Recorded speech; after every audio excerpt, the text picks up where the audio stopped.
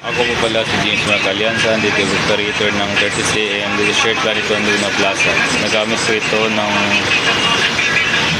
4 na araw sa isang linggo na may total run ng 100 meters. Ito po yung head, copy, at wiper. Ganito po yung tamang pag-headling.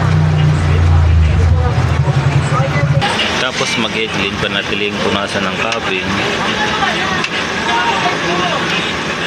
at wiper. Ganito na po yung tamang pag-nasib check.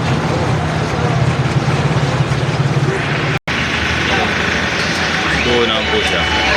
Ito po yung waste tank, kakapalit lang po na ito kahapon. Ito na po yung EVR. Ito na po yung mga use ko at unused. Meron akong 3 white, 1 black, 3 cyan, 4 na magenta, 6 na yellow, 2 solution at 4 na QE solution, at may 5 akong powder at 3 film. Ito naman yung detailed maintenance checklist. Updated naman po.